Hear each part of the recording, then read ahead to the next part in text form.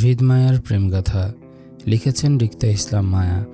আজকে থাকছে উপন্যাসটির ৬৭তম পর্ব। উপন্যাস পাঠে আছি আমি তারিফ। সকাল পেরিয়ে দুপুর হলো। দুপুর ১২টা পেরিয়ে একটার ঘরে। তপ্ত রোদে খাঁ খাঁ করছে ধরণী। মায়া ওড়নার আঁচলে গলার ঘামটুকু মুছে নিয়ে আকাশের দিকে তাকালো। অতিষ্ঠ গরমে শরীর জ্বালা করছে। এই অসময়ে রিকশার আশায় এদিক সেদিক তাকালো মায়া। গায়ে সাদামাটা একটা 3 পিস জড়ানো, মুখে 1 টাইম মাস্ক, হাতের পার্সে কিছু টাকা আর হৃদের ফোন। মায়া লম্বা ঘুমটা টেনে যতটা নিজেকে আড়াল করা যায় ততটাই করল। এই অসময়ে হৃদের অনুপস্থিতিতে মায়ার রাস্তায় বের হওয়ার কারণ দুটো। প্রথমত, মুরাদপুরে মায়াদের আগের বাসায় যাবে আরিফের সঙ্গে দেখা করতে। দ্বিতীয়ত, রাফা মায়ের সঙ্গে দেখা করতে চেয়েছে কোনো একটা কারণে। মায়া জানে কারণটা কি হতে পারে, সেজন্য মায়া নিজেও চাচ্ছে রাফার সঙ্গে কথা বলতে। মায়া রাফাকে আরিফের বাসায় আসতে বলে সে অনেকটা সময় নিয়ে দাঁড়িয়ে থাকার পর অবশেষে রিকশার দেখা পেল। তপ্ত রোদে রিকশায় চড়ে বসতে মায়া আশেপাশে বেশ পরিচিত ছেলেপেলেদের দেখা পেল। এরা হৃদের লোক, সেটা মায়া জানে। মায়ার শ্বশুরের নির্বাচনের জন্য রাস্তায় ব্যানার পোস্টার লাগাচ্ছে ছেলেপেলেগুলো। সেজন্য মায়া রিকশার হুড তুলে নিজেকে আড়াল করলো। গায়ের ওড়নাটা পেঁচিয়ে যতটুকু নিজেকে আড়াল করা যায় ততটুকুই করলো। হৃদের অনুপস্থিতিতে মায়া খানবাড়ি থেকে বেরিয়েছে, সেটা কেউ জানে না। জানলে অবশ্য মায়াকে বের হতে দিত না কেউ, কারণ হৃদের কঠোর নিষেধ আছে মায়ার বাইরে বের হওয়া নিয়ে। কিন্তু মায়া নিজের ব্যক্তিগত কাজের জন্য কাউকে না জানিয়ে খানবাড়ি থেকে বের হতে বাধ্য হয়েছে। তবে খানবাড়ির সদস্যরা মায়াকে বের হতে না দেখলেও খানবাড়ির সার্ভেন্টরা ঠিকই দেখেছে মায়াকে বের হতে। তাছাড়া খান পরিবারের সদস্যরা বাড়িতে কেউ উপস্থিত ছিল না মায়ার বেরিয়ে আসার সময়। হৃদবাদে বাড়ির সকল ছেলেরাই নিহাল খানের নির্বাচনের কাজে বাইরে ছিল। হেনা খান নিজের ঘরে ছিল বলে মায়া বাড়ি থেকে চুপিসারে বেরিয়ে এসেছে। মায়ের ধারণা বিকালের আগে এসে খানবাড়িতে ফিরে যাবে। যেহেতু হৃদ বাসায় নেই, সেহেতু খানবাড়ির অন্য সদস্যরা মায়ের বাড়ি থেকে বের হওয়া নিয়ে ঝামেলা করবে না। মায়ের মনস্তাত্ত্বিক ভাবনার মাঝেই হঠাৎ মায়ের হাত ব্যাগে থাকা হৃদের ফোনটি বেজে উঠল। মায়া চমকে ওঠার মতন ব্যাগ হতে ফোনটি বের করতে স্ক্রিনে ভাসল রাফা নামটি। মায়া স্বস্তির নিঃশ্বাস ফেলল। হৃদের কল ভেবে সে ভয় পেয়েছিল। মায়া কলটি রিসিভ করে কানে তুলতে শোনা গেল রাফার স্বর। মায়া, কই তুই? উত্তরে মায়া বলল, এই তো রিকশায় আছি। তুই কোথায়? কলেজে নাকি বাসায়? রাস্তায় আছি, কলেজ হতে বের হয়ে গেছি, ক্লাসে মন বসছে না তাই। মায়া রাফাকে আশ্বস্ত করে বলল, আচ্ছা ঠিক আছে, তুই আমাদের বাসায় আয়, তোর সাথে সেখানে দেখা হবে। কথাটা বলে মায়া কল কাটতে চাইলে রাফা তৎক্ষণাৎ ডাকলো মায়াকে। বলল, মায়া শোন। বল, শুনছি। রাফা রিনটিনে গলায় বলল, তুই কলেজ গেটের সামনে আসতে পারবি? আমি সেখানেই দাঁড়িয়ে আছি। রাফার কথায় মায়া কপাল কুঁচকাল। কলেজ গেটের সামনে যাওয়া মানে মায়া হৃদের লোকদের কাছে ধরা পড়ে যাওয়া। মায়া এমনি লুকিয়ে এসেছে ওই বাড়ির মানুষ থেকে।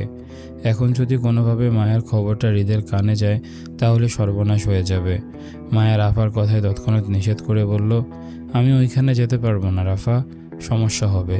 তাছাড়া আমি আমার শ্বশুর বাড়িতে কাউকে বলে আসিনি, তোর সাথে দেখা করার জন্য লুকিয়ে এসেছি। এখন যদি কলেজের সামনে যাই তাহলে নিশ্চয় কারো না কারো চোখে পড়ে যাব। বিষয়টা ওনার কানে গেলে রেগে যাবেন উনি। তুই তো জানিস উনি কেমন মানুষ। মায়াকে শেষ করতে না দিয়ে রাফা অনুনয় সুরে আকুতি করে বলল, প্লিজ মায়া, না করিস না, আমার বিষয়টা বোঝার চেষ্টা কর। আমি খুব বিপদে পড়ে তোকে এখানে ডাকছি, নয়তো ডাকতাম না। আমার তোকে অনেক কিছু বলার আছে, যেটা খানবাড়িতে কিংবা তোদের বাড়িতে বলার মতন পরিবেশ নেই। প্লিজ আয় না জানু, খুবই আর্জেন্ট। রাফার আকুতি স্বরে মায়া নিষেধ করতে পারল না। মায়ার বিপদে যখন কেউ ছিল না তখন এই রাফা ছিল। আজ রাফার বিপদে মায়া না থাকলে বেশ স্বার্থপর দেখাবে মায়াকে। তাছাড়া মায়া কখনো নিজের আপনজনদের হাত ছেড়ে দেয় না। এবার যত বিপদই আসুক না কেন।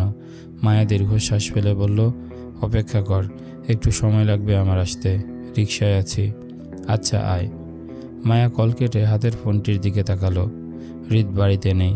গত 2 দিন আগে ওই রাতে ঢাকায় গিয়েছিল হৃদ নিজের কোম্পানির তাগিদে। সঙ্গে অবশ্য আসিফও গিয়েছে। তবে মায়াকে সঙ্গে নেয়নি। চট্টগ্রামে রেখে গিয়েছে খানবাড়িতে। কথা ছিল হৃদ নিজের কাজ শেষ করে একদিন পর চট্টগ্রামে ফিরে আসবে। অথচ হৃদের ব্যস্ততা গোটা 2 দিন পার হতে চলল। হৃদ চট্টগ্রামে ফিরতে পারছে না।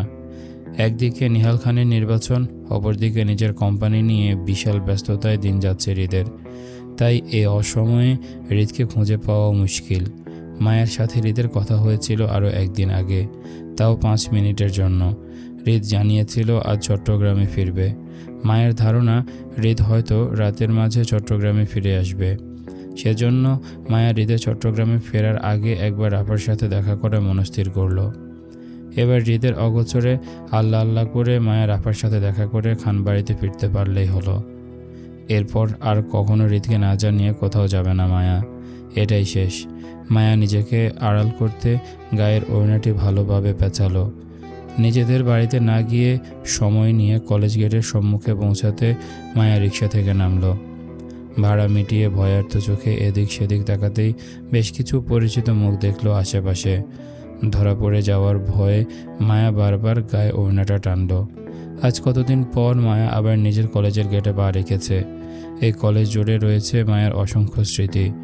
মায়ার দীর্ঘ শ্বাস ফেলে রাফার খোঁজে সামনে এগোতে চাইলে কেউ ঝড়ের গতিতে মায়াকে জাপটে জড়িয়ে ধরল। ভয়ার্ত মায়া নিজের তাল সামলাতে না পেরে 2 কদম পিছিয়ে যেতেই রাফার ফুফানো শব্দ এলো মায়ের কানে।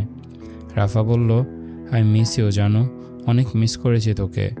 মায়া 2 হাতে রাফাকে জড়িয়ে ধরতে গিয়ে আশেপাশে তাকিয়ে দেখল রাস্তার বেশ কিছু মানুষের দৃষ্টির কেন্দ্রবিন্দু ওরা 2 জন।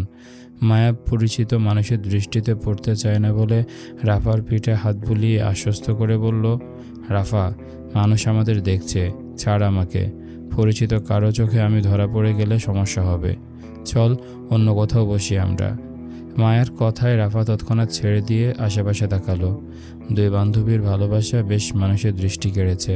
রাফা নিজের চোখ মুছে মায়ের হাত চেপে রাস্তার অপর পাশে যেতে যেতে বলল, আমাকে ভুল বুঝিস না মায়া, আমি নিরুপায় হয়ে তোকে আজ এখানে আনতে বাধ্য হয়েছি। তবে বিশ্বাস রাখ, আমি তোর কোনো ক্ষতি হতে দেব না। কিছু সত্যের মোকাবেলা আমি একা করতে পারছিলাম না বলে তোকে ডাকলাম। আমার তোর সাহায্যের খুব প্রয়োজন। রাফার কথার মানে মায়া তৎক্ষণাৎ বুঝল না। কিসের সত্য আর কিসের ক্ষতি করবে রাফা মায়ার? মায়া অবুঝ গলায় শোধালো রাফাকে, বলল, কিসের সত্য, কিসের ক্ষতি করার কথা বলছিস তুই আমাকে? কি হয়েছে তোর? আমাকে কি সাহায্য লাগবে? রাফা মায়াকে নিয়ে রাস্তা পার হয়ে কয়েক কদম হেঁটে সামনে এগোলো। কলেজ রোডের পাশে একটা রেস্টুরেন্টের সম্মুখে দাঁড়ালো। মায়া তখনও রাফার দিকে কৌতূহলের চোখে তাকিয়ে উত্তরের আশায়। রাফা রেস্টুরেন্টের ভিতরের দিকে তাকিয়ে মায়ের হাতটা শক্ত করে চেপে পরপর 2 বড়সড় নিঃশ্বাস ফেলে নিজেকে প্রস্তুত করলো। মায়াকে নিয়ে রেস্টুরেন্টের ভিতরে প্রবেশ করতে করতে বলল, নাদিম ভাই এসেছেন। মায়া তখনও রাফার কথাটা চট করে বুঝতে পারল না, বরং রাফার সাথে পা মিলিয়ে রেস্টুরেন্টের ভিতরে প্রবেশ করতে করতে আগের মতো কৌতূহল নিয়ে জানতে চাইল, কোন নাদিম ভাই? কার কথা বলছিস তুই?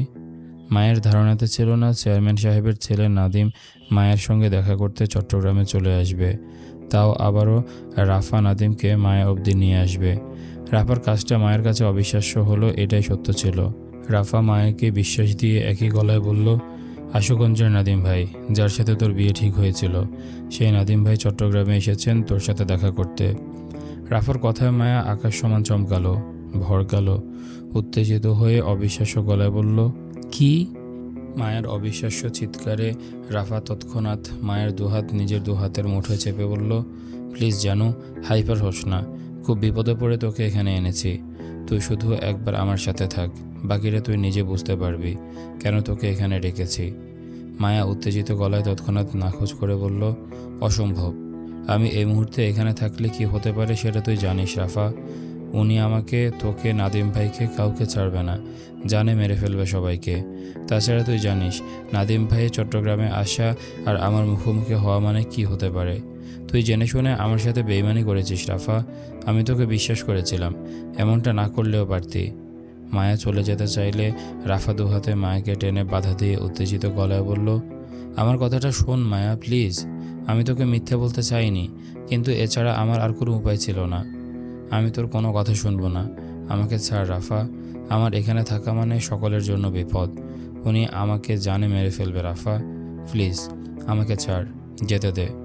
রাফা যখন কোনোভাবে মায়াকে আটকাতে পারছিল না, তখন হুট করে বলে উঠল রাফা, আমি নাদিম ভাইকে পছন্দ করি মায়া, প্লিজ আমাকে হেল্প কর। রাফার কথায় মায়া থমকে দাঁড়ানোর মতন ধাক্কা খেল। জোরাজুরি থামিয়ে শক্ট খাওয়ার মতন করে বলল, তুই তো আসিফ ভাইকে পছন্দ করতি রাফা, তাই না? রাফা তৎক্ষণাৎ অসম্মতি জানিয়ে বলল, না। রাফার কথায় মায়ের ভিতরকার অস্থিরতা বাড়ল। মায়া ফের বলল, না মানে? আসিফ ভাই যে তোকে পছন্দ করে সেটার কি হবে? মায়ের কথায় রাফার ভীষণ কান্না পেল। সে নিজের কান্না আটকাতে চেয়ে রাফার কান্না ভেজা গলায় বলল, আমি ম্যারিড মায়া। রাফার কথায় মুহূর্তে যেন মাথায় চক্কর কেটে গেল মায়ার। রাফা ম্যারিড মানে? রাফা বিয়ে করে নিল, অথচ মায়া জানে না? আল্লাহ, কখন করলো রাফা এই বিয়ে? রাফা যে বিয়ে করলো সেটা কি আসিফ ভাই জানে, নাকি আসিফ ভাইয়ের সাথে রাফার বিয়ে হয়েছে? রাফার যদি আসিফ ভাইয়ের সাথে বিয়ে হতো, তাহলে রাফা কেন নাদিম ভাইকে পছন্দ করতে যাবে? তাছাড়া নাদিম ভাই কি রাফাকে পছন্দ করে, নাকি একতরফা শুধু রাফাই পছন্দ করে নাদিম ভাইকে? মায়া নিজের চিন্তাভাবনায় নিজেই গোলক দাদায় পড়ে গেল। অস্থির উত্তেজিত গলায় মায়া রাফাকে শুধালো, ম্যারিড মানে? কাকে বিয়ে করেছিস তুই? তোর জামাইকে?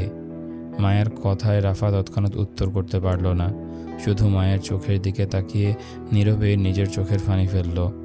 রাফার বাঁধভাঙা কান্নায় মায়ের সর্বাঙ্গ কেঁপে উঠল অজানা ভয়ে।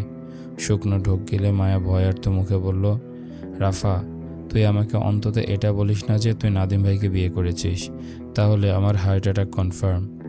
রাফা তখনও চুপ। মায়া রাফার নীরবতাকে সম্মতি ধরে নিয়ে আতঙ্কে মাথায় হাত দিয়ে বলল, আল্লাহ গো, শেষ। রাফা, তোর পরিবার জানে তুই যে ম্যারিড, নাদিম ভাইকে বিয়ে করেছিস সেটা? রাফা মাথা নেড়ে অসম্মতি জানালো, যার অর্থ ওর পরিবার জানে না এই বিয়েটা সম্পর্কে। মায়া অস্থির উত্তেজিত গলায় আবারও প্রশ্নটা করে বলল, আর আসিফ ভাই, উনি জানে তোর যে বিয়ে হয়েছে সেটা? রাফা তাতেও অসম্মতি জানালো, আসিফ জানে না বলে। মায়া উত্তেজিত ভঙ্গিতে আরও কিছু বলার আগেই এক পুরুষালী কণ্ঠ ভেসে এলো মায়ের কানে, কেমন আছো মায়া? মায়া চমকে উঠে পাশে তাকাতে দেখতে পেল মায়াদের থেকে খানিকটা দূরে নাদিমকে দাঁড়িয়ে থাকতে। নাদিমকে দেখে মায়ের গলা শুকিয়ে এলো হৃদের ভয়ে। যদি হৃদ জানে মায়া নাদিমের সঙ্গে দেখা করতে বাড়ি থেকে পালিয়ে এসেছে, তাহলে আজ মায়ের শেষ রক্ষা হবে না। মায়ের মনে হলো সে মস্ত বড় ভুল করেছে এখানে এসে। মায়ের উচিত হয়নি কাউকে না জানিয়ে এখানে আসাটা, বিশেষ করে হৃদকে। মায়া নাদিমের কথার উত্তর না দিয়ে বরং নিজেই প্রশ্ন করে বলল, আপনি এখানে কেন এসেছেন ভাইয়া? মায়ের কথায় তৎক্ষণাৎ উত্তর করল নাদিম। বেশ শান্ত কণ্ঠে বলল, তোমার সাথে দেখা করতে। নাদিমের কথায় মায়া শক্ত গলায় বলল, আপনি ভুল করেছেন ভাইয়া, আপনার এখানে আসা উচিত হয়নি। বিশেষ করে আমার মুখোমুখি হওয়াটা ঠিক হয়নি। আমার স্বামী জানতে। মায়ের কথা শেষ করতে না দিয়ে মাঝে নাদিম বলে উঠল, তোমার সাথে বিয়ে তো আমারও হয়েছিল মায়া, সেক্ষেত্রে আমিও তোমার। নাদিমকে বলতে না দিয়ে মায়া বেশ শক্ত গলায় শুধালো, আমার আপনার সাথে কোনো বিয়ে টিয়ে হয়নি। সেদিন আমি কবুল বলিনি।